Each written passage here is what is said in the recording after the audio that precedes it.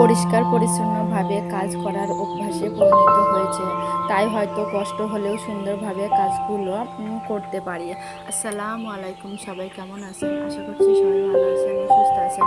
আমি শিল্পী, আমি নদিয়া জেলা ছোট্ট একটা গ্রামে থাকি। আবারও নতুন একটা দিনে নতুন একটা ব্লগ ভিডিও নিয়ে চলে এসেছি আপনাদের মাঝে।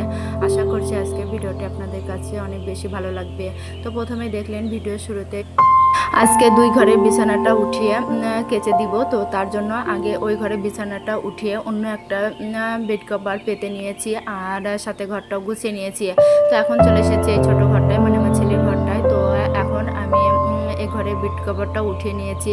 তো তারপরে যে কাঁথাটা দেখলেন একটু ভালো করে ঝেড়ে নিয়েছি। তো যাই হোক, ধুলাবালি তো থাকবেই, তাই না? তো যেহেতু আমরা গ্রামে বাস করি, আর সাধারণত গ্রামে একটু ধুলাবালিটা বেশি হয়ে থাকে শহরের তুলনায়। তো যাই হোক, আর ওই যে কাঁথাটা দেখলেন, ওই কাঁথাটা দিয়েছিল আমার মেজো খালা। তার কারণ হচ্ছে কিনা, আমি যখন হয়েছিলাম, আমার মেজো খালার তো বিয়ে হয়নি, তো তখন ওই কাঁথাটা বানিয়েছিল আমার উদ্দেশ্যে। তো যাই হোক, ওই জন্য আমার নানিমা আমাকে ওই কাঁথাটা দিয়েছিল, আর ওই কাঁথাটা আমার মাকে দিয়েছিল, আমার মা আবার আমাকে দিয়েছে। তো যাই হোক, আমার মার কাছে রেখে দেয়নি, আমাকে দিয়ে দিয়েছিল, যেহেতু আমার নাম করে দিয়েছিল, তো সেজন্য আমাকে দিয়েছিল। তো যাই হোক, স্মৃতি হিসাবে আমি কাঁথাটা রেখে দিয়েছি। কাঁথাটা ছিঁড়ে গেছে, তবুও আমি ফেলে দিইনি।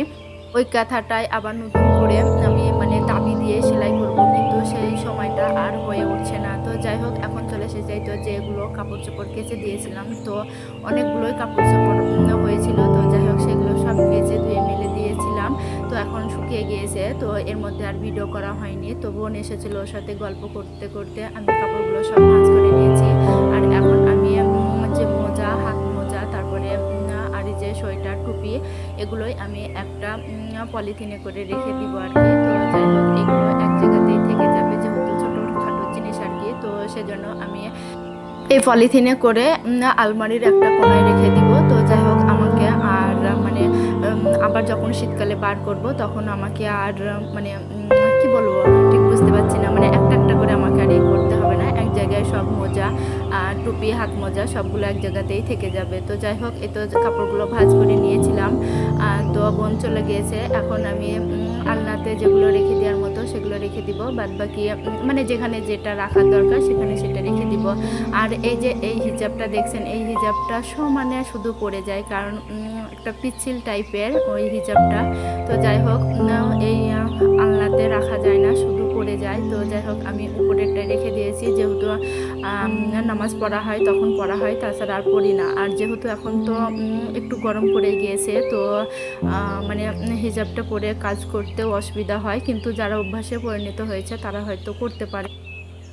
তো যাই হোক, সকালে একবার ঘরটা গুছিয়ে নিয়েছি, আবারও বিকেলে একবার ঘরটা গুছিয়ে নিয়েছি, যখন জামা কাপড়গুলো ভাঁজ করেছিলাম আর কি। তো আবার ঘরটা আজকে ভালো করে মুছে নিয়েছি। তো যাই হোক, যখন ঘরটা মোছা আছে, ঘরটা গোছানো আছে, তো ঘরটা দেখে আমার একটা শান্তি এসেছিল। তো যাই হোক, রোজা করেও অনেকগুলোই কাজ করেছি আজকে, কিন্তু তো সম্পূর্ণ তো আর ভিতরে দেখানো সম্ভব নয়, তাই না? তো যাই হোক, আর এই পরিষ্কার পরিচ্ছন্নভাবে কাজ করার অভ্যাসে পরিণত হয়েছে, তাই তো কষ্ট হলেও সুন্দরভাবে কাজগুলো করতে পারি রোজা করেও। তো যাই হোক, এখন এই তো দেখলেন, আগে আমি ওড়নাটা ভাঁজ করে নিয়েছিলাম, কিন্তু ওড়নাটা ভাঁজ করে আমার পছন্দ হচ্ছিল না। তো যাই হোক, যতক্ষণ না আমার যে কাজটা পছন্দ হয় সে কাজটা আমি অনেকবারই করার চেষ্টা করি। তো যাই হোক, আমার চোখের সৌন্দর্যের জন্য আর কি। তো যাই হোক, এতে করে আমার মনে একটা শান্তি আসে। আমি নিজেও যেমন পরিষ্কার পরিচ্ছন্ন থাকতে ভালোবাসি, তেমন আমার সংসারটাকেও সুন্দর করে পরিষ্কার পরিচ্ছন্ন করে রাখতে ভালোবাসি। এই সংসারের প্রত্যেকটা জিনিসেরই আমার খুবই কষ্টের। তো যাই হোক, কষ্ট করে হলেও যেটুকু করতে পেরেছি আলহামদুলিল্লাহ। তো যাই হোক, সব মেয়েরাই কষ্ট করে সংসারটা গুছিয়ে নিয়ে করতে ভালোবাসে। তো যাই হোক, আমিও তাদের মধ্যে একজন। তো এখন চলে এসেছে তো রান্না বান্না করতে, আর আজকে আমি রান্না বান্নাটা আগে করেছি, তো তারপরে আমি জামা কাপড় ভাঁজ করে নিয়েছি। তো যাই হোক, আগে আমি ঘর গোছানোর ভিডিও ক্লিপটুকু নিয়েছি, তো তারপরে রান্না বান্নার ভিডিও করেছি, কিন্তু আগে ঘর গোছানো, তারপরে রান্না বান্না, আবার হচ্ছে কি না জামা কাপড় ভাঁজ করা, এতে করে ভিডিওটি দেখতে ভালো লাগবে না। তো সেই কারণেই আমি জামা কাপড়ের ভাঁজ করা থেকে রান্না বান্নার ভিডিও ক্লিপটুকু আলাদা করেছি, আর বাদ বাকি ভিডিওটুকু সব আমি একবারেই সেট করে নিয়েছি। তো যাই হোক, এইভাবেই আমি 9 মিনিট 29 সেকেন্ডের একটি ভিডিও বানিয়েছি। আশা করছি ভিডিওটি ভালো লাগবে। আর আজকে আমি রান্না বান্নাটা তাড়াতাড়ি করেছি, তার কারণ হচ্ছে আজকে আমি কক মুরগি রান্না করব। আর কক মুরগি মানে একটু সিদ্ধ হতে অনেক বেশ টাইম লাগে, তো সেই কারণে আজকে আমি আগে মুরগিটাকে রান্না করব। আর মুরগিটা তো আমার আগে থেকে পরিষ্কার করা ছিল, তো সেই কারণে আমার রান্নাটা করতে সুবিধা হয়েছে। তো যাই হোক, এই তো আমি আগে আলুগুলো ভেজে নিয়েছি, তো তারপরে আমি সব রকম মশলা দিয়ে মুরগিটাকে দিয়ে দিয়েছি। তো তারপরে ভালো করে কষিয়ে কষিয়ে আমি ঝোলের জন্য পানি দিয়ে দিব। তো এইভাবে আমি রান্না করব। আর রান্নার মানে আজকে আমি যেহেতু মাটির চুলায় রান্না করেছি, আর মাটির চুলায় কাঠের আগুনেই রান্না করছি আসলে। তো যাই হোক, আমি রান্নাটা হয়ে গেলে মানে কড়াইটা আমি চুলার উপরেই রেখে দিব, উপরে কোনো ভারী জিনিস চাপা দিয়ে, যেহেতু ছাগল মুরগি আছে মানে, তো সেই কারণে আমি চাপা দিয়ে রেখে দেব। এতে করে মুরগিটা বেশ ভালোভাবে নিজের মতো সিদ্ধ হয়ে যাবে। আর ওইদিকে ভাতটাও আমি বসিয়ে দিয়েছি। তো যাই হোক, আগে ভাতটা হয়ে গিয়েছিল, আর আমি চুলাতেই মুরগিটা ভালো করে কষানো হয়ে গেলে তো দেখছেন আমি একটু বাটিতে করে তুলে নিয়েছি। তার কারণ আরিস খাবে, বলছিল মা আমাকে খেতে দাও খেতে দাও। তো যেহেতু ভাত রয়েছে, তো সেই ভাত মানে ভোরের যে ভাত রান্না করেছিলাম সেই ভাত আছে অল্প কটা, তো আমি এই কষানো মুরগিটুকু দিয়ে ওকে ওই ভাতটা খাইয়ে দিব। তো সেই কারণে আমি একটু বাটিতে করে তুলে রেখে দিলাম।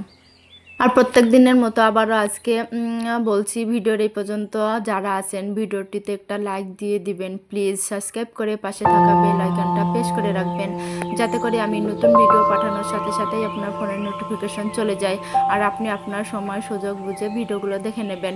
আর অলরেডি এই কাজটা যারা করে দিয়েছেন আপনাদের জানাই অসংখ্য অসংখ্য ধন্যবাদ। তো আমি এখানে মুরগিটা রান্না করেছি, যেহেতু এটা শক্ত মুরগি, তো সেই কারণে আমার বড় ছেলে বলছিল মা আমি খাবো না, এই মুরগি আমি খাবো না। তো যাই হোক, আমি বলেছিলাম যে আমি শুধু রান্না করি, তারপরে তুমি খেয়ে দেখো। তো যাই হোক, মাশাল্লাহ ও খেয়েছে, খেয়ে বলছে মা বেশ তো দেশি মুরগির মতো লাগছে। তো যাই হোক, মাংসটা দেশি মুরগির মতনই লাগছিল। তো যাই হোক, বেশ পারফেক্টভাবে সিদ্ধ হয়ে গিয়েছিল, ওই জন্য খেতে বেশ ভালো লাগছিল। আজকে আমি মুরগিটা রান্না করেছি, আবার আজকে আমাকে বিরিয়ানি কিনতে হয়েছে। তার কারণ হচ্ছে কিনা যে যেহেতু মসজিদে বিরিয়ানির ইফতার দিয়েছিল, তো সেই কারণে আরিজ কান্না করছিল যে মা আমিও যাব। তো যাই হোক, গ্রামে আছি বুঝতে তো পারছেন, বাচ্চাদেরকে যদি পাঠানো যায় তাহলে আমার নিজের কাছেই নিজেকে লজ্জা লাগে বা ছোট মনে হয়। তো সেই কারণে আমি আর আরিসকে পাঠাইনি। তো সেই কারণে আমি একটা বিরিয়ানির প্যাকেট কিনে এনেছিলাম। তো যাই হোক, সেই কারণে বিরিয়ানি দিয়ে ইফতারটা হয়েছে।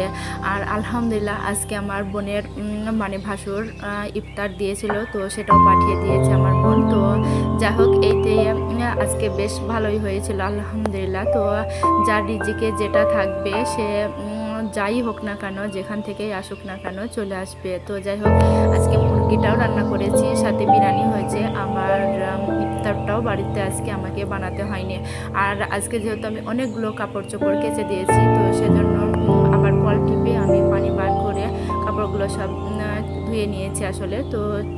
তো সেই কারণে রোজা করে বেশ অনেকটাই কষ্ট হয়ে গিয়েছে। তো তাছাড়া আরও তো কাজ আছে, তাই না? তো ক্যামেরার বাইরেও তো অনেকগুলো কাজ থাকে, তো তার ভিতরে আবার নামাজ কালাম সবই তো আছে, ইবাদত। তো আর তাছাড়া ওইভাবে আমি বাড়িতে কোনো ইফতার মানে কষ্টের যে ইফতার আসলে, তো সেগুলো আমি বানাইনি। তার কারণ প্রথমত হচ্ছে যে একটা হচ্ছে টাকার ব্যাপার, দ্বিতীয়ত হচ্ছে খুবই কষ্ট হয়ে যায় একা হাতে সবগুলো করতে। তো যাই হোক, আর তবু করতে হতো যদি আমার ছেলে শুধু ইফতারটা করতো আসলে। তো এখন যেহেতু মানুষ অনেক ধাপ উপরে উঠে গিয়েছে, তাই না? তো সেই কারণে মসজিদে প্রায় ইফতার থাকে।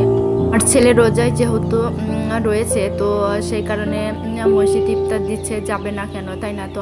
তো আমার কাছে মনে হয় ইফতারটা যেহেতু রোজাদারদেরই দিচ্ছে, তো সেই জন্য মসজিদে ইফতারটা করতে যাওয়া উচিত। তো যাই হোক, আমার কাছে যেটা মনে হয়েছে আমি সেটাই বলেছি। আর সেই কারণে আমি আমার বড় ছেলেকে মসজিদে ইফতার করতে যেতে মানা করি না, কিন্তু আরিসকে আমি পাঠাই না। তো যাই হোক, এই তো আলহামদুলিল্লাহ আজকে আমাদের ইফতার। আজকে ভিডিওটি এখানে শেষ করছি। ভালো থাকবেন, সুস্থ থাকবেন। আসসালামু আলাইকুম, আল্লাহ হাফেজ।